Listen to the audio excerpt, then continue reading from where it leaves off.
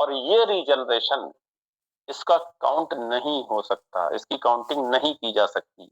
जैसे आज किसी एक व्यक्ति ने ज्वाइनिंग दी और तुरंत तत्काल कुछ सेकंड बाद ही उसने अपने घर के किसी मेंबर की भी ज्वाइनिंग 3 स्लॉट से ले ली।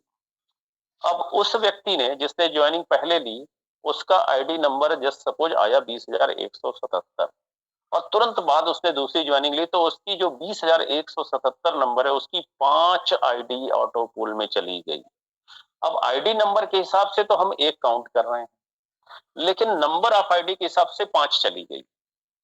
तो अगर इस हिसाब से हम देखेंगे तो हो सकता है कि वो रेणुका मैम का आकलन गलत हो जाए। अगर हम रीजनरेशन को माइनस कर दें तो उनका जो आकलन है वो एकदम सटीक बैठेगा। मैंने 11 दिसंबर 2022 से लेकर के अब तक का पूरा रिकॉर्ड डेली का रखा है कि कितनी एडिंग प्रतिदिन आती है, कितने आईडी पे ऑटो पुल जाते हैं। और इस रिकॉर्ड का जब मैं एनालिसिस करता हूं तो ये बहुत चौंकाता है।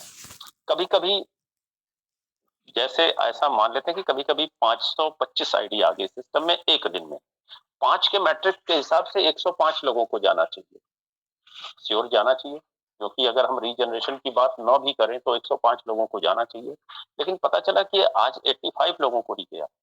ऐसा क्यों हो गया?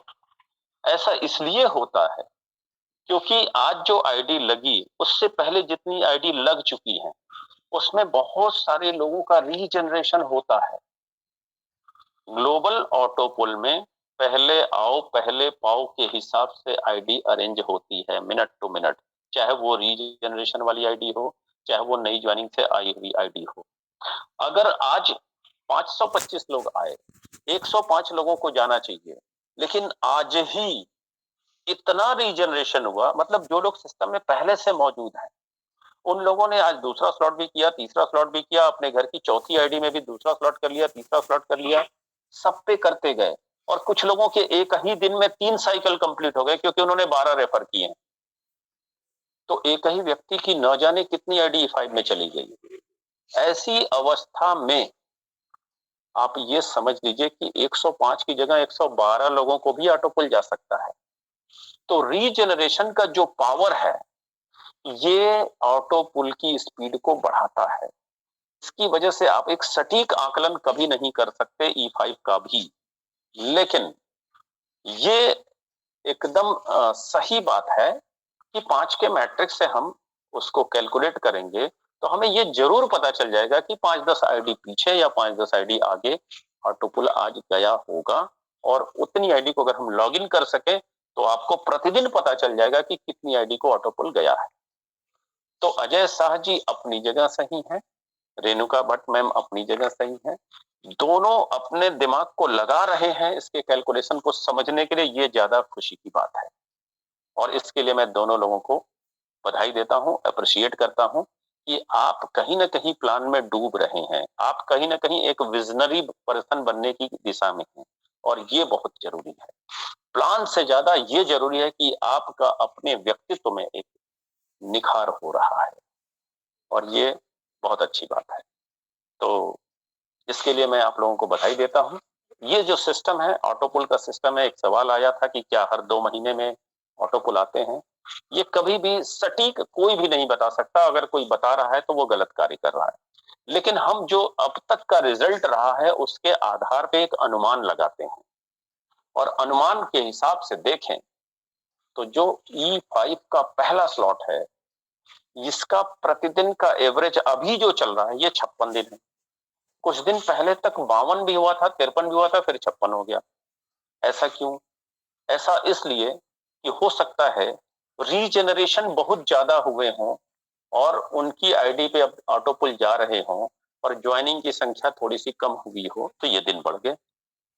लेकिन अभी पिछले 2 दिन से मैं मॉनिटर कर रहा हूं कि नंबर ऑफ ज्वाइनिंग बढ़ गई है और ऑटो पुल जो प्रतिदिन लोगों को जाते हैं वो भी बढ़ गए हैं। जैसे मैं कहूं कि 4 तारीख को 94 लोगों को ऑटो पुल गए थे, 3 तारीख को 103 लोगों को ऑटो पुल गए थे, 2 तारीख को 92, फिर उसके पहले 95। इस तरीके से ये हमेशा 90 से 100 के बीच में एवरेज बना हुआ है, जो 50 से 56 दिन के बीच में ही ये ऑटो पुल जा रहे हैं। लेकिन ये पूरे आंकड़े ये बताते हैं कि E5 का जो पहला लेवल का ऑटो पुल जा रहा है वो अब तक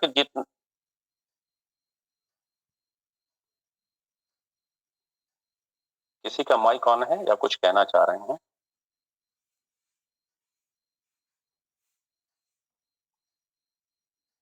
जी, राकेश जी कुछ कहना चाह रहे हैं? अपना माइक बंद कर लेंगे या कोई बात अपनी रखनी है तो अवश्य रखेंगे। ठीक है, तो अभी जो औसत समय है E5 के पहले स्लॉट में ऑटो पुल आने का वो 2 महीने है। ये E5 के पहले स्लॉट का औसत टाइमिंग है, दूसरे का नहीं, तीसरे का नहीं, चौथे या पांचवे का नहीं। लेकिन हमने एक चीज का आकलन लगाया था, वो आकलन अभी तक सही जा रहा है कि हर स्लॉट का ऑटो पुल 3 महीने के भीतर हर आईडी पे आ ही जा रहा है। 3 महीने के भीतर आ ही जा रहा है, यानी पहले स्लॉट से लेकर के 6वें स्लॉट में जो मैक्सिमम टाइम लिमिट है किसी लेवल ऑटो पुल को मिलने की, 3 महीने। अगर इसे हम अगले 1.5 साल तक का ही एवरेज अभी से मेंटेन करके देखें तो हर व्यक्ति के पास अगले 18 महीने में एक आईडी पे 7.205 बीएनबी होंगे ही होंगे, जो 25,000 के हिसाब से 1,80,125 रुपए होते हैं, ये होंगे। लेकिन जो रीजनरेशन है इसका असली ताकत आपको 6 महीने के बाद देखने को मिलेगा। मुझे जिस हिसाब से रीजनरेशन दूसरे स्लॉट में स्टार्ट हो चुका है, तीसरे में अभी कम है, चौथे में अभी कम है, चौथे, पांचवें, छठवें में अभी है ही नहीं, स्टार्ट ही नहीं हुआ है। लेकिन दूसरे स्लॉट में भी रीजनरेशन स्टार्ट हो चुका है। जिस दिन ये 6वें स्लॉट में भी स्टार्ट हो जाएगा, उस दिन ऑटो पुल की स्पीड चमत्कारिक रूप से तेज हो जाएगी। चमत्कारिक रूप से। आज आप 2 महीने कह रहे हैं, हो सकता है 10 दिन में ऑटो पुल आ जाए E5 का, हो सकता है कि 5 दिन में आ जाए। एक दिन ऐसा भी आएगा जब सुबह आईडी लगेगी और शाम को ऑटो पुल आएगा। ये रीजनरेशन के पावर से होगा। अगर आप बहुत तेज गति से आप सभी ऑटो पुल की इनकम पाना चाहते हैं तो मैं चाहता हूं कि आप लोग बहुत तेज गति से जिसको भी इस सिस्टम में लाएं, सीधा 3 स्लॉट से लाएं और उससे कहें कि वो किसी एक व्यक्ति को भी 3 स्लॉट से लेकर अवश्य आए। तो एक वक्त में 5 आईडी E5 में जाएगी और ये काम सारे करेंगे तो सभी एक दूसरे को बहुत तीव्र गति से अमीर बनाएंगे E5 वाले ऑटो पुल के मामले में। बाकी सारे ऑटो पुल वर्किंग पे डिपेंड है, यानी E5 प्लस के लिए वर्किंग में 5 स्लॉट बाई करना पड़ेगा, किसी एक व्यक्ति को भी 5 स्लॉट से साथ में लेकर आना पड़ेगा, तब आप E5 प्लस में जाते हैं। EZ4 के लिए 6 स्लॉट बाई करना है, किसी एक व्यक्ति को 6 स्लॉट से लेकर आना है, तब आप EZ4 में जाते हैं। और EZ4 सबसे बड़ा इनकम देने वाला जो ऑटो पुल है EZ4, यही वजह है कि यहाँ रीजनरेशन पूरे 12 स्लॉट कर लें, एक ही बार होगा एक व्यक्ति का एक चक्र में। तो 6 स्लॉट करें, 6 स्लॉट पे फोकस करके ज्यादा से ज्यादा लोगों को ले आए। जितनी बार 6 स्लॉट की साइकिल कंप्लीट होगी, हर 4 व्यक्ति के बाद आपकी एक आईडी EZ4 में जाती रहेगी। जो लोग आज EZ4 में जा चुके हैं, मैं उनसे सिर्फ एक ही बात कहना चाहता हूं कि आपके E5 में जब तक 7.205 बीएनबी यानी 1,80,000 आएंगे, उससे कहीं पहले उससे ज्यादा पैसा EZ4 से आपके पास आ जाए, कहीं पहले। यानी आप EZ4 को टारगेट करके काम करें। एक साल में 2 लाख जो आप E5 में पाएंगे, उसी सेम टाइमिंग में आप 2 साल के वक्त में ही 10 लाख से ज्यादा पा सकते हैं, अगर आप 6वां स्लॉट को फोकस करके काम कर रहे हैं तो ये एक स्ट्रेटेजिक बात है। प्लान एक अलग चीज है, प्लानिंग एक अलग चीज है। ये मेरा एक अनुमान है कि ऐसा आप करेंगे तो आप बहुत जल्द, बहुत तेजी से ऑटो पुल के पैसे EG4 के पाएंगे, जहां एक आईडी पे 610 BNB मिलते हैं और रीजनरेशन न जाने कितने होंगे, उसके भी आपको आएंगे। रीजनरेशन जो होंगे E3 प्लस के ही नहीं, EG4 के ऑटो पुल में भी तीसरे लेवल से रीजनरेशन स्टार्ट हो जाता है, उसके भी आपको मिलेंगे। तो वो एक चमत्कारिक ऑटो पुल है मेरी नजर में।